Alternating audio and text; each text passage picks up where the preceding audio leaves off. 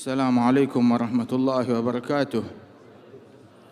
Alhamdulillah, kita bersyukur kepada Allah Subhanahu wa taala yang menghadirkan kita di hadirat para kekasih-kekasih Allah, para aulia Allah, hudatul wara. Tuba li'abdin ra'ahumu aw jalasahum law maratan minhu fil umri. Mereka adalah para pemangku hidayat, manusia yang menempuh jalan hidayat dan membawakan hidayat Allah kepada sekalian umat manusia. Beruntung setiap orang yang pernah melihat wajah mereka, yang pernah berjumpa dengan mereka, yang pernah duduk bersama mereka walaupun sekali seumur hidupnya. Al-Imam Ali bin Muhammad al-Habsyi beliau bilang, "Bakhat man qad ra'ahum aw ra'a man ra'ahum aw ta'allaq bihim daim wa lazam finahum fannahum qaum mahad fil bariyah kama hum." Beruntung orang yang pernah melihat mereka atau melihat orang yang pernah melihat mereka, sebab mereka adalah para kaum, tidak ada di alam semesta orang-orang yang semacam mereka. Sampai Imam Syawaf beliau mengatakan, "Walaistalga fid dunya kamahum." Kalian tidak akan temukan di dunia orang yang semacam mereka. Ketika dilantunkan syair ini, berkata Imam Al-Arif Billah Al-Habib Alawi bin Abdullah bin Syahabuddin, beliau bilang, jangankan di dunia, kamu enggak bakal menemukan di dunia para wali-wali sekaliber mereka, dan di barzakh kamu tidak temukan para wali-wali sekaliber mereka, dan di akhirat kamu tidak temukan para wali-wali sekaliber mereka. Diisyaratkan sebagaimana dijelaskan oleh Syekhana Al-Habib Umar bin Muhammad bin Salim bin Hafidh, diisyaratkan oleh Nabi Muhammad sallallahu alaihi wasallam di dalam hadis bahwasanya beliau di haudnya, di telaganya beliau, inni la adzudzunas an ahlil Yaman. Ketika aku di telagaku kelak di hari kiamat, aku perintahkan orang untuk buka jalan. Kenapa? Buka jalan untuk para ahli Yaman yang datang ke telagaku. Kemudian Al-Habib Umar menjelaskan, siapa gerangan dari ahli Yaman yang berani maju di hadapannya Al-Faqih Al-Muqaddam Muhammad bin Ali Ba'alawi? Siapa di antara ahli Yaman, para wali-wali Yaman yang berani maju di hadapan Al-Imam Ahmad Al-Muhajir? Siapa di antara ahli Yaman yang berani maju di hadapan Al-Imam Ubaidillah bin Ahmad, wal-Imam Alawi bin Ubaidillah, wal-Imam Al-Faqih Al-Muqaddam, wal-Imam Abdurrahman As-Segaf, para awliya, para wali-walinya Allah, para keturunan Rasulullah sallallahu alaihi wa alihi wasallam. Sungguh tidak akan kau temukan para wali sekaliber mereka di dunia ataupun di barzakh ataupun di akhirat. Radhiyallahu anhum wa ardahum ajma'in fahumul qaum alladzina hudu wa bi fadlillahi qad su'idu wa li ghairillahi ma qasadu ma'al Qur'an fi garani. Mereka para kaum yang telah mendapatkan hidayat dari Allah Subhanahu wa taala, dan mereka adalah para kaum yang tidak punya tujuan apapun melainkan hanya kepada Allah. Tidak punya tujuan harta, tidak punya motif dalam apapun yang mereka ucapkan ataupun yang mereka kerjakan, semata-mata murni untuk Allah Subhanahu wa taala. Dan mereka senantiasa berjalan seiring dengan Al-Qur'an. Radhiyallahu anhum wa ardahum ajma'in. Sehingga dimimpikan Al-Imam Al-Hasan bin Salih Al-Bahr bahwasanya ada seorang wali yang memimpikan beliau di depan rumahnya Al-Habib Hasan bin Salih di Asbah itu dibentangkan surga, dan para bidadarinya dan istananya memanggil-manggil Al-Habib Hasan, ya Hasan bin Salih, ayo sini, ayo sini. Wal Habib Hasan bin Salih dia buka jendela dari kamarnya dan berkata ke arah surga tersebut, ma muradil hur walal gusur innama muradi kashfus sutur. Yang aku idam-idamkan bukan istana, bukan bidadari, bukan harta, tetapi yang aku cari, yang aku idam-idamkan, dibukakan hijabku oleh Allah Subhanahu wa taala. Dibukakan hijab oleh Allah Jalla Jalaluhu ta'ala azamatuh. Ayuhal ikhwan, kita mendengar bagaimana Al-Habib Abi Bakar mendidik dengan nazar, dengan pandangan mata. Pandangan yang datang dari beliau dan mengajarkan orang bagaimana belajar untuk memandang kepada gurunya. Ada seorang murid berkata kepada gurunya, Ustadz, saya bertahun-tahun belajar, coba tentukan kitab yang saya baca. Sampai sekarang saya mau belajar kitab, kenapa masih belum ditentukan? Maka berkali-kali dibiarkan, tidak diperintahkan membaca kitab apapun, hingga ketika berulang pertanyaan itu, maka sang guru menegaskan, wahai muridku, kamu mau baca kitab, belajarlah kamu membaca saya. Belajarlah kamu membaca saya. Sebagaimana para sahabat Rasulullah sallallahu alaihi wasallam, para sahabat Nabi adalah orang-orang yang pandai di dalam membaca Nabi Muhammad sallallahu alaihi wasallam, hingga sampai kepada kita hadisnya Nabi Muhammad, baik itu ucapan dan perbuatan ataupun juga tagrirnya Rasulullah sallallahu alaihi wasallam. Rasul sallallahu alaihi wasallam dikisahkan waktu itu ada Adi bin Hatim berhasil ditangkap oleh pasukan sahabat, kemudian dibawa ke Madinah, dimasukkan ke masjid ke hadapan Rasulullah. Rasul tersenyum, tahu gak siapa yang kalian bawa? Dibilang kami gak kenal. Maka dijawab oleh Rasulullah, yang kamu bawa ini kepala suku dari orang-orang yang selalu memerangi kita, namanya Adi bin Hatim, Sayyid Bani Hanif. Terkejut mereka, ini buronan yang banyak mengganggu kita. Lihat apa perilaku Nabi Muhammad terhadap buronan. Dipanggil sini, wahai Adi bin Hatim, kamu ada keinginan untuk masuk Islam? Dia bilang, lah, saya tidak mau. Kemudian beliau berkata, in taqtul dzadam wa in tamnun ala syakir. Kalau engkau membunuh orang yang berhutang darah. Tapi kalau engkau melepaskanku, engkau melepaskan orang yang tahu berterima kasih. Maka Nabi Muhammad SAW dengan hikmah beliau perintahkan, biarkan Adi bin Hatim, kurung dia di masjid, ikat dia di masjid, jangan keluar dari masjid. Kenapa? Apa tujuannya? Agar di masjid dia melihat Rasulullah, melihat sahabat Rasulullah, melihat akhlak Nabi Muhammad, melihat akhlak para sahabat, mendengar bacaan dan lantunan Quran dari Rasul SAW. Hanya melihat dan mendengar. Hari kedua ditawarkan Islam, dia menjawab ucapan yang sama. Hari ketiga dia menjawab ucapan yang sama. Nabi pun mengatakan, baiklah engkau bebas. Dilepaskan, dan dia belum masuk Islam. Begitu dilepaskan, pertama yang dia cari air, dia mandi. Kemudian dia bersih-bersih, kembali ke masjid, dan dia ulurkan tangannya, memegang tangan Nabi Muhammad. Ya Rasulullah, umdad yadak fa inni asyhadu an la ilaha illallah wa annaka Rasulullah. Ulurkan tanganmu, saya masuk Islam. Asyhadu an la ilaha illallah wa annaka Rasulullah. Kenapa enggak masuk Islam dari kali pertama? Biar orang tahu dari awal, melihat wajah Nabi Muhammad, hatinya sudah luluh. Melihat akhlak Nabi Muhammad, hatinya sudah luluh. Akan tetapi dia enggak mau nanti dikatakan kalau dia masuk Islamnya itu karena dia dipenjara, karena dia takut, karena dia berada dalam intimidasi dan tekanan. Hingga ketika dia masuk Islam, lihat, Islam, iman, dan mahabbah tidak pernah terpisahkan. Bahkan seringkali Syekhana Al-Hayy Umar mengatakan, kebanyakan para sahabat mahabbah lebih dulu sebelum iman. Bahkan mahabbah itu yang membuat mereka menjadi seorang mukmin. Hingga Adi bin Hatim membuat statementnya, Sayyid Bani Hanif tersebut, Thumamah bin Uthal, dia menyampaikan statementnya. Dia bilang bahwasanya Rasulullah, ma kana ala wajhil ard wajh abghad ilayya min wajhik, qad asbah wajhuk ahabbul wujuh ilai kullaha. Ya Rasulullah, dulu di muka bumi ini tidak ada wajah yang lebih saya benci daripada wajahmu. Sekarang wajahmu yang paling saya cintai. Dulu di muka bumi tidak ada kawanan yang lebih saya benci melebihi sahabat-sahabatmu. Sekarang sahabat-sahabatmu menjadi orang yang paling saya cintai. Ya Rasulullah, cinta kepada Nabi Muhammad bukan hanya cinta kepada Nabi yang lain dilupakan, tetapi semua yang kaitan punya kepada Nabi Muhammad turut dicintai. Semua yang punya hubungan kepada Nabi Muhammad tetap dicintai, termasuk sahabatnya Rasulullah. Jangankan sahabatnya Nabi atau keluarganya Nabi, sampai batu atau tanah yang dipijak oleh Nabi Muhammad pun juga dicintai. Hingga Thumamah bin Uthal mengatakan, mu'allaf baru masuk Islam, tetapi dalam sesaat mencapai tingkat keyakinan yang paling tinggi dan mahabbah yang paling tinggi.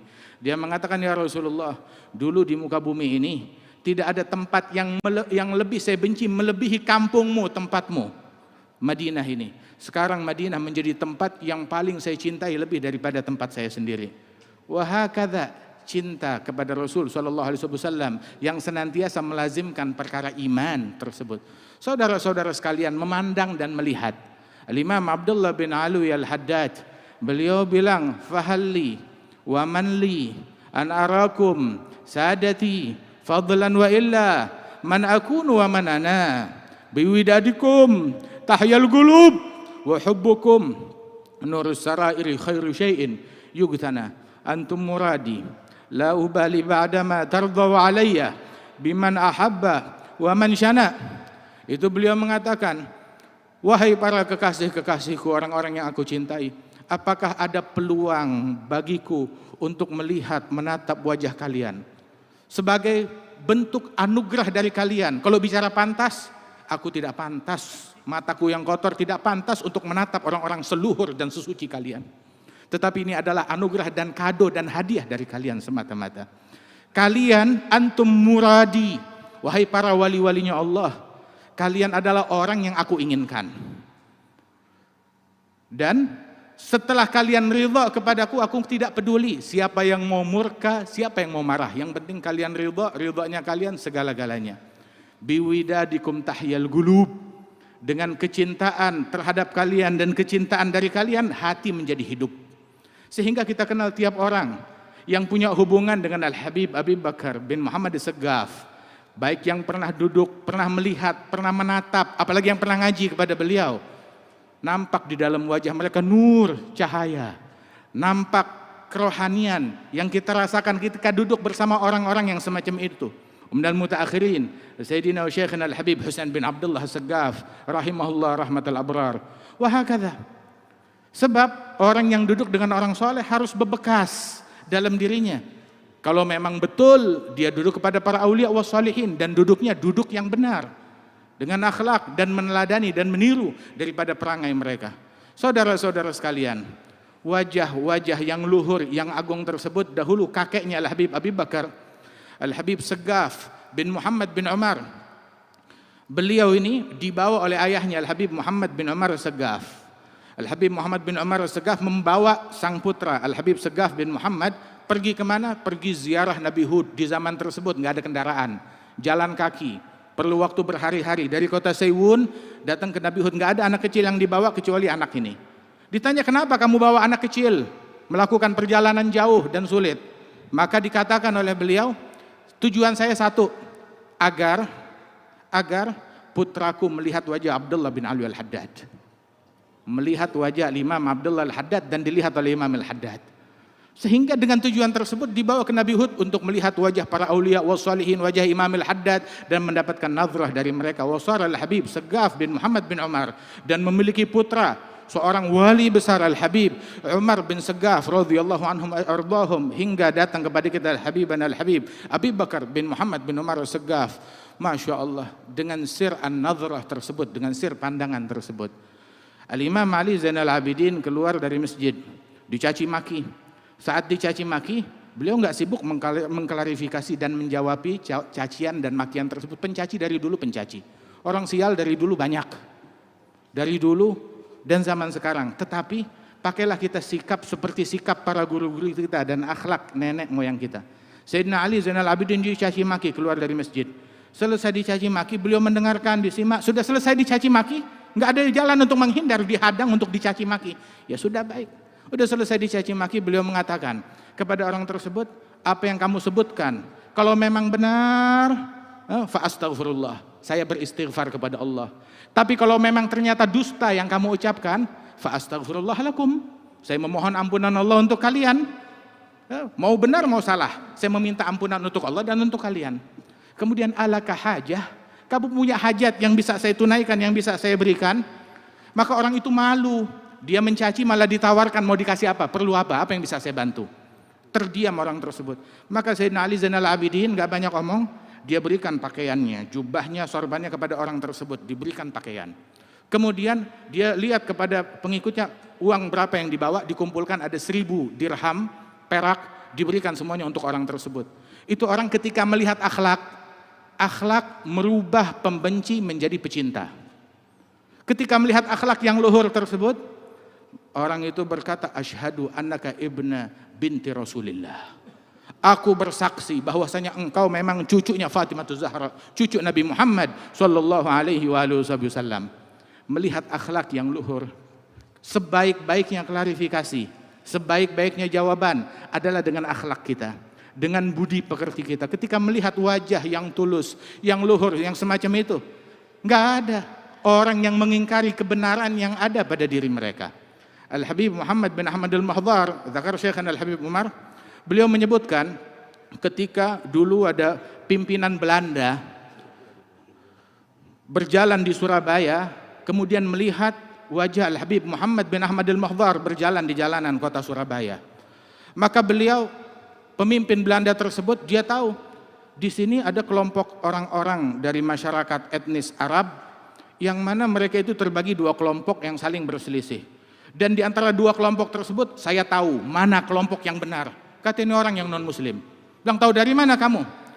Apa dalilmu? Dia bilang, kelompok yang benar adalah kelompok yang orang ini berada di dalamnya adalah kelompok orang yang benar. Sebab wajah ini bukan wajah orang yang sesat.